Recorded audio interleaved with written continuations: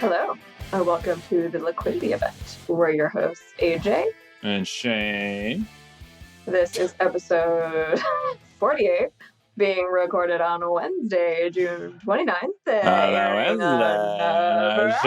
That's the summertime. July 1st. That's spicy. July 1st begins the most important season of the year, which is Hot Dot Summer. AJ's birthday season. Oh my God. Jesus, you never fail to surprise me. It's not even July and we're already... No, it begins on Friday, discussing July 1st. So big Friday plans. begins the 1 week countdown to my birthday, which is Friday, July 8th. Wow. In what ways am I that insufferable? Oh, so many ways. Let me count the ways. I've only have 30 minutes. Give me one. Just off the rip. Off the rip, your insufferability. Let's go. Okay, I'll be there in a minute. Never mind. Tie my shoes, make some coffee, take my dog to take a shit, and do some other things 45 minutes later. You don't have to curse to make your point there, Ragin' Cajun. Good Lord. Anyways, speaking of Ragin' and Cajun. What's on the docket today, Christopher Hitchens? Whoa. Wow. I was below the belt. Speaking of Ragin' and Cajun. What's wrong with Christopher Hitchens? Nothing. I threw you off. Mm-hmm. Let me go for my segue. Speaking of Ragin' and Cajun, what we're doing for fun is that we just had an awesome 24 hours. We hung out with a friend and client on their farm, and we had like farm fresh chicken marinated in harissa grilled for us, and we got to, what did we do? We planted a whole garden. I'm still waiting for the connection to Louisiana's Cajun culture. Ragin' Cajun? We had Cajun spice harissa. That was the segue. Okay, because you got some harissa from Paris. Harissa is an African sauce, by the way. I know, but it's a segue. Speaking of, Ragin' spices that are spicy. Cajun, are you talking harissa. About the Africans that were brought? Dear God. All right. Anyways. 2 out of 5. 2 out of 5 segue. You can't land every plane perfectly. Tenuous connections. So we planted a garden, which was it felt really good to do some like manual labor and good service. And we hung out and we went swimming. Yeah. It was awesome. It was a really, really great time. Yeah. But now we are back in Brooklyn. Yes. Both of us. We went swimming. I threw her kid around in the pool. Always love to stand in. Very safely, but for the record, fun was had by all. Who cares? That's less fun if you clarify that it was safely. My dog got herded by sheep. He is a shepherd, and the sheep herded him. He's definitely a city version of an Australian shepherd. World's worst but cutest sheepdog. What else did we do? Went to the beach. Went to the beach, man. Yeah, it was very cute. We talked biz. Awesome. Met some famous people. It was pretty cool. Yeah, so if you have a farm or an upstate house or vacation home of any kind, we will absolutely come visit you. We will bring harissa for you to barbecue us some chicken, is the moral of the story. And we'll spend a couple hours shoveling dirt in your backyard. Yes, that's for true. Sure. I would mow the lawn. Apparently is really good for serotonin. We were talking about that while we were there, and it came up in an app that I'm using to manage serotonin, dopamine levels and stuff like that. And like part of the instructions were like, what are you, Tim fucking Ferriss over here? He's got a pretty successful podcast. You would really hope that I was Tim Ferriss. Might actually drive some revenue in that podcast. But but no, I don't want to be Tim Ferriss. Anyway, it's just like playing in the dirt is really good for your mental health. So there's a lot of reasons to be mentally upset these days, which I don't think we've talked about or will talk about on this podcast. Maybe I'll leave that up to you. We can talk about it. Playing around in the dirt, getting the hell out of the city. I mean, whenever I've been a snowbird the past 2 years, each winter, and each place that I've gone has been full of dirt and sun and nature. And it really is a huge juxtaposition to the city, and I think really healthy to get the hell out there and get your hands dirty. But anyway, what are you drinking today? I'm drinking coffee. I got a long night ahead of me. I'm going to the musical theater tonight. You know what Tulum does not have? That's any musical theaters. Go on. A friend of mine invited me to see Into the Woods, which I've never seen before. And I don't love musical theater, but as a New Yorker, you gotta go. Yeah, I haven't been taking advantage of the things that this beautiful, amazing city has to offer. So when someone says, do you want to come with me to a musical that's sold out and it's hard to get tickets on Wednesday night and we can go, I haven't seen you in a while, you say yes. No matter how tired you are, you say yes. Sometimes I feel like all you care about is that it's hard to get into when it comes to restaurants or... What do you mean? No, I just like it's not something. That's not what I meant. It's just not something that I would do in my. Is it expensive or hard to get into? Shut up. In that case, yes, I'll go. Shut up. All right. Speaking of expensive, no, I don't have a good segue, but I do want to talk about what I'm reading because I feel jilted. I feel betrayed. I feel wronged by the fact that no one has ever told me about this book. It's called Good Omens. It's a novel co-written by Neil Gaiman and Terry Pratchett. It's like a satire on the apocalypse. Pratchett. Thank you, Terry Pratchett. It's a satire on the apocalypse, and it's got witches and science fiction and very, very dry, dark British comedy. I randomly picked it up in an airport. I was like, "What's this?" It looks cool. I don't want to read, James Patterson or one of the other, limited selection in the airport bookstore. I was like, this looks cool. And I started reading it and I'm literally laughing out loud on every page. And it's very much up my alley and I've never heard of it. So thanks, world. Apparently there's like an Amazon series that just launched with this. So yeah, I've been living under a rock. The algorithm doesn't know everything. I could hear you laughing through the walls this morning while you were reading your little book. Very much like sharing a Airbnb with a teenage girl that's crashed getting through Harry Potter. I hear the show's not fire, but we'll see. All right. Well, I'm almost done with the book. So fire being the giveaway that I'm in my late 30s. When the slang that you hold on to is a dead giveaway to your age. I hear myself calling something fire. Like, okay. Oh, I heard you're reading a book that you called Da Bomb recently. I did? I don't know. That was my mid-30s slang. Yeah. Is that Da Bomb? Yeah, that's just the bomb, man. DaBomb.com for those who survived the .com crash. Yeah, again, nothing gives your age away like the slang that you refuse to give up, where that naturally flows out of your mouth when you're in conversation and the Gen Zers roast you for it or don't say anything at all. They just mentally tuck it away. I'm picking up this book, How the World Really Works. Haven't started it yet, but it looks really cool. Our client friend is reading it. It's about like how much the basics and the units of all like the resources on Earth, written by this physicist who breaks down like how electricity is carried across the globe and how much agriculture we can produce and how much inputs it takes to create those outputs, and like, breaks down the amount of diesel that goes into every tomato that arrives at the supermarket. It's like 5 tablespoons supposedly of diesel is required for each tomato. It's kind of cool. A little bit of like fundamentals that will help analyze, like when you're reading articles about how the world works, you'll have this book tucked away. So looking forward to reporting back on that one.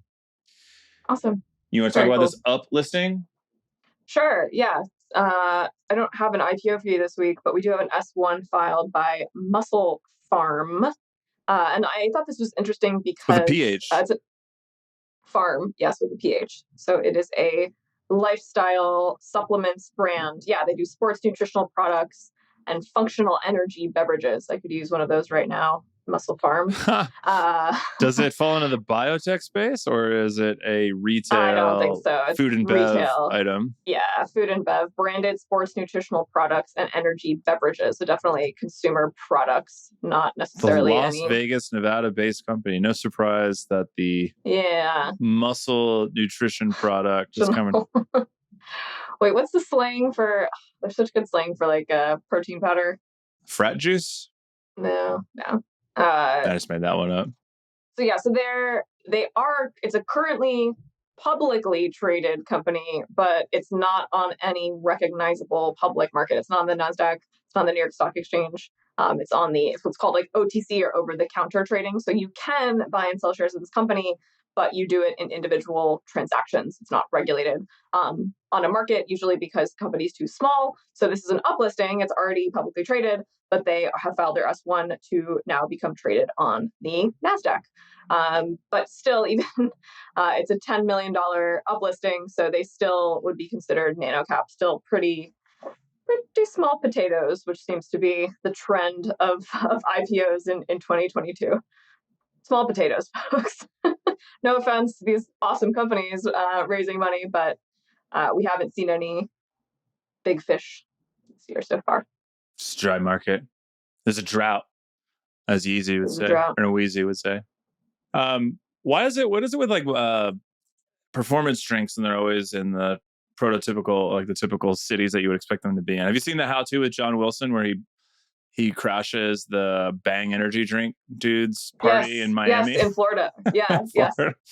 Oh my God, yes. Like abandons his family to be like, oh, I'm talking to HBO now. Like, screw my family. Like, let me give you a tour of his house. It's his wife's baby shower. It's the CEO of like a sketchy. Yeah, Bang is the drink. Yeah.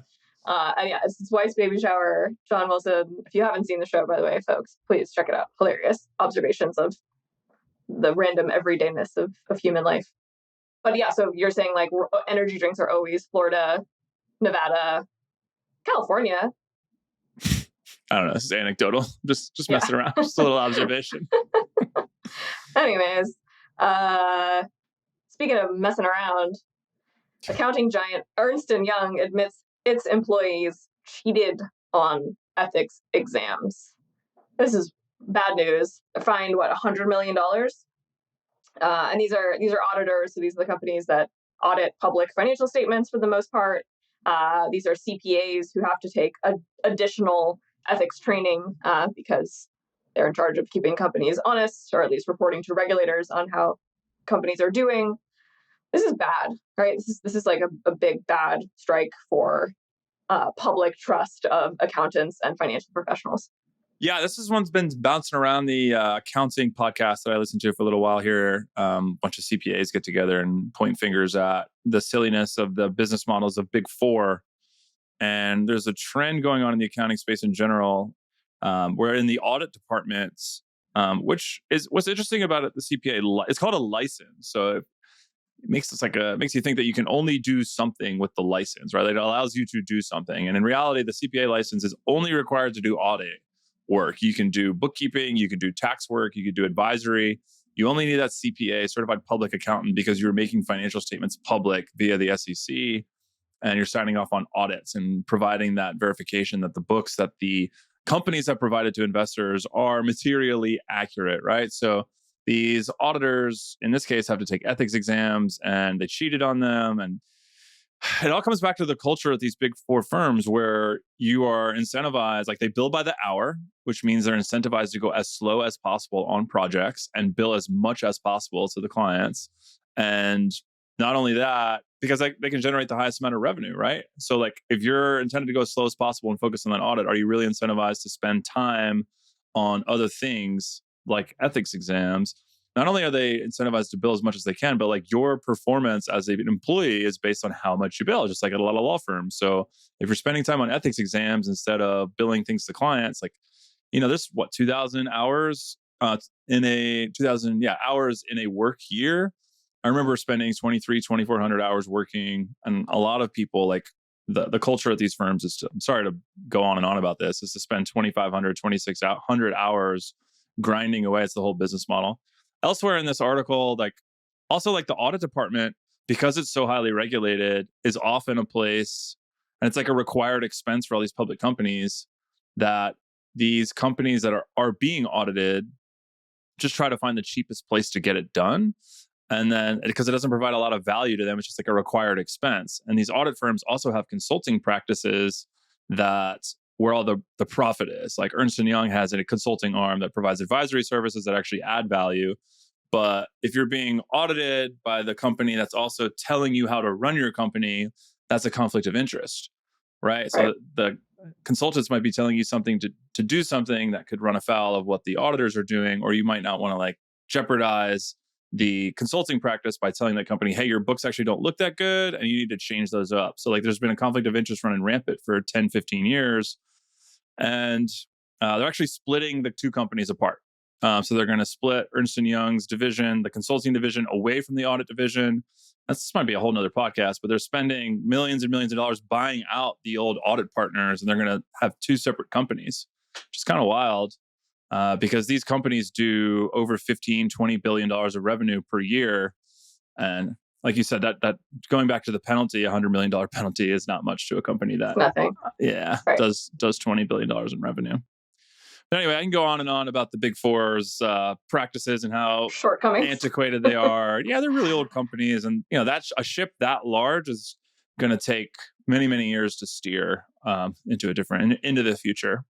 So, but to zoom out a little bit on that point about these fines, like when we hear, Google get fined for antitrust, or for Facebook get fined for privacy violations, or Ernst Young get fined for ethics violations, like $100 million to you and I sounds like a lot of money, but to them it's a drop in the bucket. It's just a line on the balance sheet. Like there's definitely this movement to increase these. Like these fines are nothing until we start making them like meaningful. Like $2 billion would be meaningful. $100 million is nothing. Yeah. I mean, circling back to this, a lot of people think that the next big catastrophe in the financial, some people in the accounting space, it's very hard to recruit accountants right now. If you're an introvert that's really good with numbers, do you go into accounting or do you go into software development? A lot of wealth, and it's a lot flashier to go work for Facebook or Amazon and to get into the software development space. Not that has been a siphoning off, like the reason that accountants are hard to recruit, and like the numbers are just way down in accounting in terms of college grads. It requires a graduate degree to get a CPA. It's very hard to do that for most people. It's kind of restrictive to people that can't afford to get a fifth year of college that need to go out and start working. So it's biased. And then a lot of CPAs are in their 60s and 70s, and like some crazy number, like 70% of them are going to retire in the next 10 years. So not only are audit firms' fees low, but the amount of people that can do it is also getting a lot smaller. And a lot of people think that the next crisis is going to be around fraud and not catching fraud and misrepresentation in financial statements from these companies that can't find good auditors to suss out all the issues that would prevent an Enron or a WorldCom or a Tyco, or even just mistakes on accident, not even intentional fraud, but just losing track of like liabilities. And, the watchdogs of the public markets are growing thinner and thinner. Their ranks are shrinking. So, right. Yeah. So what's the solution is create software to fix this problem. So we don't have to have like highly skilled, highly paid auditors to do this. Or like, do we need to like it's a talent problem, right? So how do you fix a talent problem? You lower the barrier to entry, or you fix it with automation. So like, are we going to see automation in the accounting industry that typically requires a human to look through balance sheets, or is Intuit going to come out with a product that's just plug and play and everyone is on the same platform? So these statements can basically be audited automatically. Yeah, I mean, there's a lot of tech going into the space. There's a lot of concern going into the space. There's a lot of VC money going into automation of audits, etc. It's just not very sexy. Like no one understands it. No one wants to do it. It seems like a requirement. It's like policing, It's like it's like you're the cops. Do you want to be a number cop? Do you want to be a number cop? Nobody wants you there. It's like what's like a profession shut down at a cocktail party? Like, what do you do? I'm an accountant. Cool. Anyway, exactly. What do you do? I'm a cop. Cool. Anyway, you're an accountant and a cop? Okay, anyway, I'm going to go get another drink. Thanks. Yeah, I mean, and that really appeals to people that don't have those interactions to begin with. Like if you're an introvert that doesn't care about cocktail parties, like sure, go be an accountant and you can have a nice, stable life that doesn't change very much. And you do what you got to do. And you're always going to be in high demand. The problem is it might be too much of high demand and we might be running short on the skills necessary to keep these companies under control. Here's some advice for youthful folks in college. This is sort of related, but not really. If you're let's say you just started college, you're deciding what you want to major in. Accounting doesn't sound sexy. Like, I don't want to do that. I want to go be an English major or philosophy major or business major. But you love music, or you love the theater, or you love snowboarding. Like, be an accountant, because you can actually work in finance at these companies that align with your interests and your passions you get paid a lot to do the numbers, you can rise up quickly through the ranks, but you still get to work at these places where you can hang out with cool people. For example, like a record label. Like record labels need a ton of accountants. There's like a ton of like stupid line by line transactions. If you like rap music or indie music or country music, go get your CPA license and try to get a job as like an accounting assistant at one of these companies, and then you get to go to all the shows for free. That's my career advice for this week's episode. Yeah.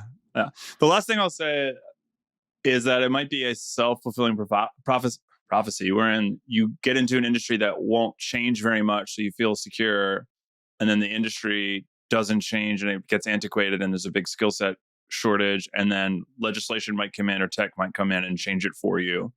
And I don't know, there will always be a need for accountants. Like if you're currently in the biz, you'll be in high demand, as based on us trying to find accountants all the time. Yeah. Anyway, let's move on. We've been talking about accounting for too long. What else do we have? Speaking of numbers. I was going to say, speaking of introverts who don't go to parties. Hey. or are forced to go to parties. You are Elon Musk. Yes. Somebody that's good with numbers, introverted, should not tweet very often. Well, ESG is related to the public markets. And then we have an article here in the Times about ESG investing and how Elon snapped back at which company was it that told him that they were going to exclude him from ESG indexes for governance reasons. You would think that Tesla. So yeah, Tesla was obviously. All right, how do you want to handle this one? Yeah, you want to explain so what ESG is first? Yeah, quick backup. ESG, environmental social governance. This is the philosophy that corporate governance and being a good corporate citizen of the world, whether that's not directly contributing to pollution, making sure that your workforce and your board is diverse. There's a various set of metrics that makes your company ESG.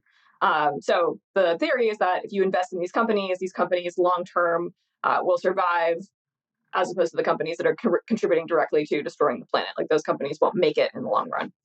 Anyways, Tesla, electric car company, you would think very ESG, right? Environmental, that E, directly contributing to the removal of polluting vehicles off the road. However, S&P Global decided to remove them from one of their ESG indices because of accusations of racial discrimination and other worker mistreatment.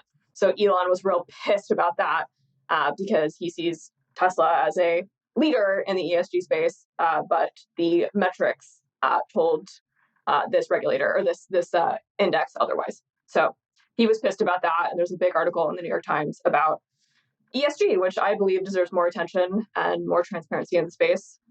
But he was just pissed. Yeah. I don't know. I mean, let's talk about why it matters as well, because that might not be clear. So why do you want your stock price to be higher if you're the CEO of a company? And how does this impact the value of your stock? Well, millions and millions of Americans pour their money into mutual funds and ETFs that are very, they probably just look at the title, right? And it might be ESG fund. Hey, I'm going to put my money into ESG because I think that I'm going to vote with my wallet and I'm not going to hold ExxonMobil. And they might be thinking, all right. So their money goes in and gets equally distributed across all those companies. When they buy those ETFs and those mutual funds, it increases the price of them, right? Because there's more demand. So Elon, of course, wants that price to be higher, or it would push up the price of Tesla, which allows Elon to say to his engineers, you guys are compensated based, or other people at the company too, are based on the stock price. Like as long as the price goes up, then you will have a higher compensation via RSUs, stock options, etc. So being excluded from the S&P 500's ESG indexes directly impacts his ability to recruit talent. Fun. All right. Moving on. We have. You think that's what it was? I think it was just ego. I think he was just pissed. Yeah, I mean, any opportunity to be the center of attention. We talk about Elon at least 1 out of 2 of our episodes. Yeah, but I do want to talk a little bit about electric cars in the context or 6 out of 12 of Elon. 6 out of 12. There you go. Okay. half a dozen of one, same 6 of the other. 12 out of 24 volts. So Tesla is the largest producer of electric cars in the world, right? They have produced the most electric vehicles on the road. In the US, when we think of electric cars, we think of Tesla. What else do you think of when you think of electric car? Like what brands come to mind? Literally none. I mean, I know that Chevy has some, but I don't. And the Volt, I think. But if you put a gun to my head, has a few. Yeah. What's my favorite? Rivian's another one. But they're such a new company. Their tech is so new that they actually don't have very many. Does the Prius not vehicles fall under the 100%? Toyota, right? Yeah, that was the OG in terms of after the year 2000. Right. There's a cool article later about the history of electric cars. We're going to touch on. Yeah. Yeah. Well, yeah, I kind of wanted to get into that because are you transitioning? I am transitioning. Oh, yes, I'm transitioning to electric cars. I was in Europe. There are so many different brands of electric cars, right? There's Renault, there's Citroën, there's like all these companies, and you're like, all these like weird, I was like in London and I'm like, what is that car? I've never even seen that car. I've never even heard of this brand of car, because Europe has basically been in a gas crisis for a lot longer than we have. So they have been focusing a lot more on this. Like the city of London has committed to making all of their black cabs electric by 2023. Like there's just more diversity in the market, but Tesla still is like leaps and bounds ahead of everybody else. So there's like more inventory, there's more cars to choose from, but none of them have like the range that Tesla does, or, the sexy brand recognition that Tesla does. My favorite electric car that I saw when I was over there is called it's made by Renault, a French company, and it's the Wind. It's the Renault Wind. It's like this little cute little like bug convertible that I would like to import over here. Apparently not a very popular car over there. So you're telling me you were out of commission for 2 weeks and you were in Europe, and what you're doing for fun is farming? You're not going to talk about Paris and London? I forgot about Paris and London. I'm so tired. I totally forgot too until you were reminding me that you were just in Europe for 2 weeks. I forgot to do my British accent. I forgot to do my French accent. I'm tired. Wow. Interesting. A little jet lag over here. Still on Parisian time. Sacre bleu. So that's all you got, is that, all right, taxis are, it's only 20,000 cars, right? In London, it's cool. And I think they do have gas engines in there. I mean, 20,000 electric vehicles in London is dope. What's really cool is what the skyline, in my opinion, is what the skyline is going to look like when all these cities do go 100%. At least 50% or whatever. Like just like LA would be so cool to see them switch over to like the fog going away. Beijing, you can literally see the smog like right in front of your face. Disgusting. Yeah, there's a rating of smogginess in Beijing where you have to wear a face mask outside because the air is not safe to breathe because of how much pollution there is. And LA is headed in that direction. It was so amazing. There was all those like pictures of during the pandemic, when early days when no one was going to work at all and everyone was stuck at home, like the air cleared up in LA because there were no cars on the road. Or there are 80% cars less cars. Right. That reminds me of when they had the power outage in LA in the 90s and people were calling the cops because they could see the stars for the first time. Like they could see the Milky Way. And they're like, the aliens are invading because there's no noise pollution. Sir, that's the North Star. Did you see any Teslas in Europe? Do they have them over there? All over. Yeah. Oh, all really? over, okay. all over London, all over Paris. Tight. But there's so much, they're smaller countries than the US, obviously smaller markets, but they have more diversity of people working on the technology to get the products to market faster. Like in the US, we have like Tesla is so far ahead of Ford and Rivian and all those other brands that Tesla just feels like ubiquitous, whereas over there, not so much. Yeah, Americans are more willing to blindly walk off a cliff than our Eastern friends. That's the show. Well, just one more thing. Merci beaucoup. Oh, gosh. Never mind. End it. Let's go. Bonsoir. Let's hear it. Bonsoir. Adios. Bonne nuit. Adios. Adieu. Farewell. Thanks for listening to. It's good to have you back, Shane. Good to be back in the saddle. We haven't done. I was here last week. You were in Paris. No. You were out for like 3 weeks. All right, close us out. Get us out of here. All right, bye. This has been the Liquidity Event. You can find us at crypto.fi.com/episode 48. See you next week, folks. Bye. Auf Wiedersehen.